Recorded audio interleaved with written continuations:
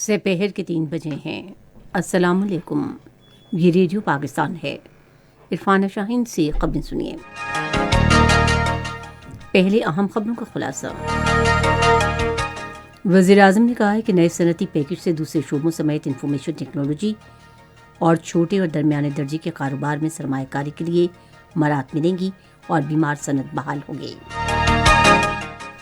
اطلاعات و نشریات کے وزیر نے کہا ہے کہ پاکستان تحریک انصاف کی حکومت عوام کو ریلیف فراہم کرنے کے لیے بھرپور اقدامات کر رہی ہے۔ صدر مملکت نے نوجوانوں پر زور دیا ہے کہ وہ انفارمیشن ٹیکنالوجی کے شعبے میں شاندار مواقع سے استفادہ کریں۔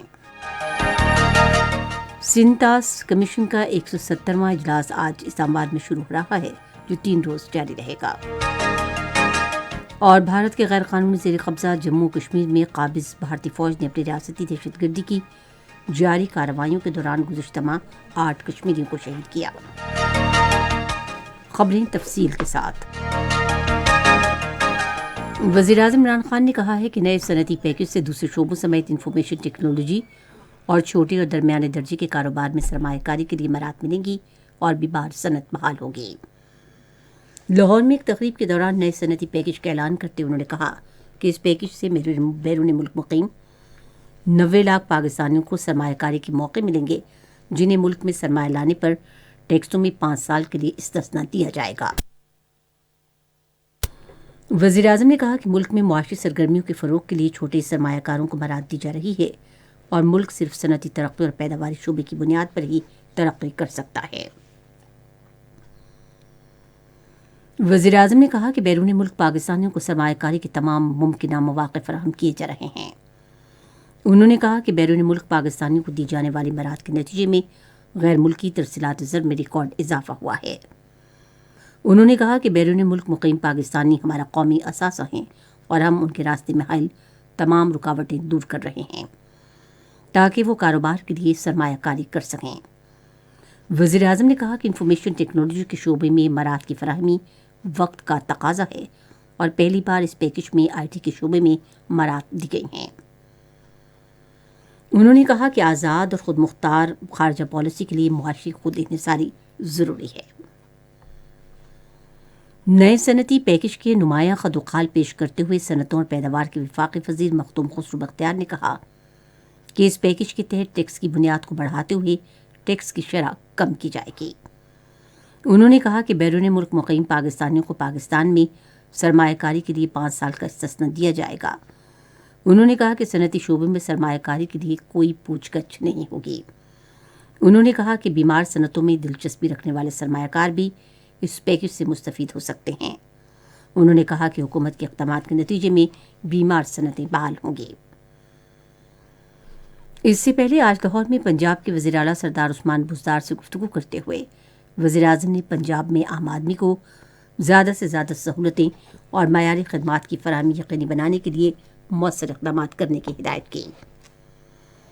عمران خان نے شہریوں کی املاک، زندگیوں اور حقوق کے تحفظ اور قبضہ مافیا، ذخیرہ اندوزوں اور معاشرے کے شرپسند عناصر کے خلاف فوری کارروائی کی بھی ہدایت کی۔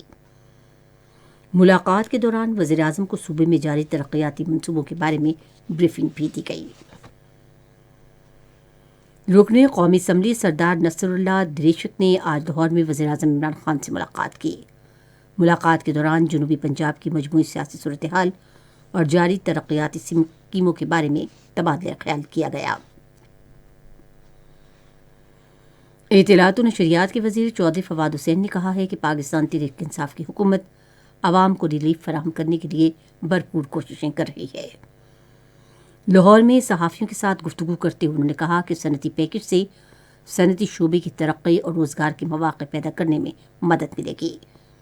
انہوں نے کہا کہ نوجوانوں کو کاروبار کے لیے آسان قرضے فراہم کیے جا رہے ہیں۔ وزیر اطلاعات نے کہا کہ پاکستان تحریک انصاف کی حکومت نے ملک کی معیشت کو درست سمت میں گامزن کر دیا ہے۔ انہوں نے کہا کہ حکومت نے کورونا کی صورتحال پر کامیابی سے قابو پایا ہے، جسے مالیاتی اداروں نے بھی سراہا ہے۔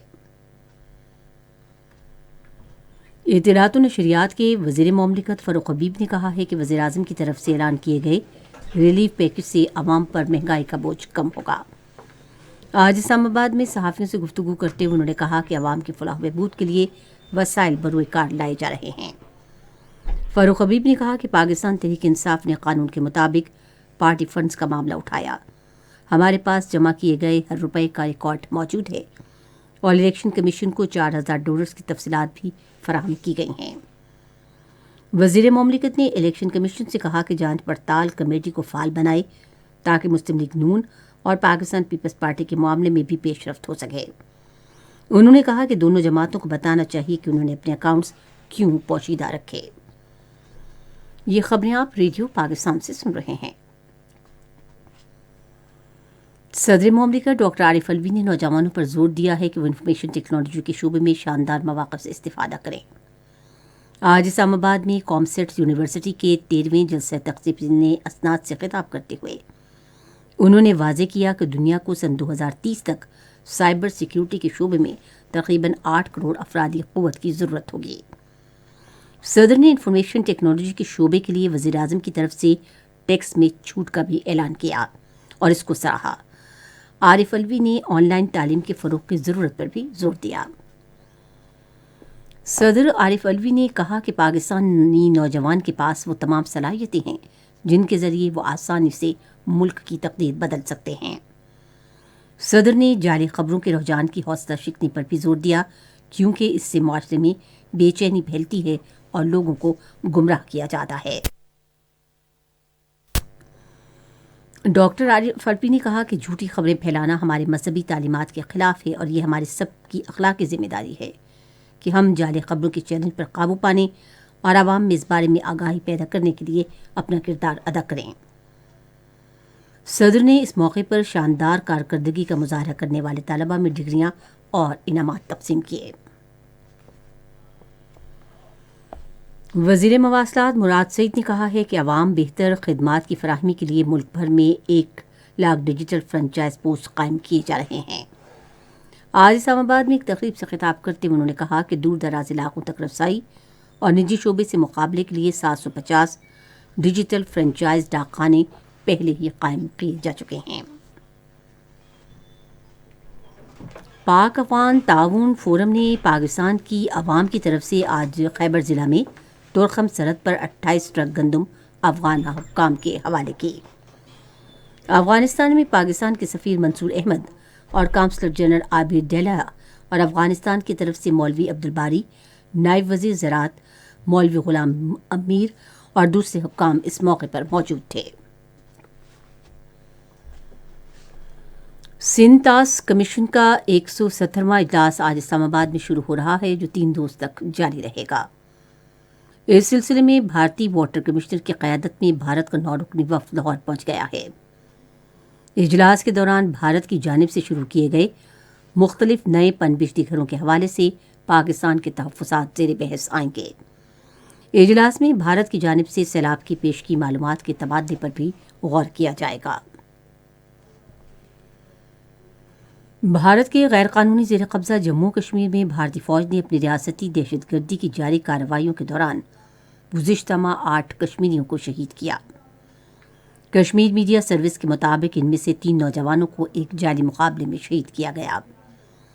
تلاشی اور محاصرے کی 179 کارروائیوں کے دوران 107 نوجوانوں کو گرفتار کیا گیا جبکہ پرامن مظاہرین پر طاقت کے وحشیانہ استعمال کے نتیجے میں 10 کشمیری زخمی ہوئے۔ ادھر کل جماعتی حریت کانفرنس کے چیئرمین مسرت عالم بٹ، محمد یاسین ملک، شبیر احمد شاہ، آسی اندرابی اور درجن سے زائد کشمیری خواتین سمیت 4000 سے زائد حریت رہنما، کارکن، نوجوان اور طلباء کو جھوٹے اور بے بنیاد الزامات کے تحت بدترین سیاسی انتقام کا نشانہ بنایا گیا اور ان کے شہری حقوق پامال کیے جا رہے ہیں۔ محکمہ موسمیات کی پیشگوئی کے مطابق آئندہ 12 گھنٹے کے دوران بلوچستان میں تیز ہوائیں چلنے، گرج چمک کے ساتھ بارش اور پہاڑوں پر برف باری کا امکان ہے۔ ملک کے بیشتر بالائی حصوں میں مطلع جزوی طور پر ابرآلود جبکہ گلگت بلتستان، کشمیر اور ملحقہ علاقوں میں ہلکی بارش اور برف باری متوقع ہے۔ آج ریکارڈ کیا گیا بعض بڑے شہروں کا درجہ حرارت کچھ اس طرح سے رہا کہ Islamabad 22، Lahore 25، Karachi 32 degree Peshawar 24، Quetta 18، Gilgit Murree Gilgit 12 اور مری 9 ڈگری سینٹی گریڈ اور مظفر آباد 13 ڈگری سینٹی گریڈ۔ محکمہ موسمیات کی پیشگوئی کے مطابق بھارت کے غیر قانونی زیر قبضہ جموں کشمیر میں سری نگر، لیہ، اننت ناگ، شوپیاں، پلوامہ اور بارہ مولہ میں مطلع جزوی طور پر آبرآلود بارش اور برف باری کا امکان ہے۔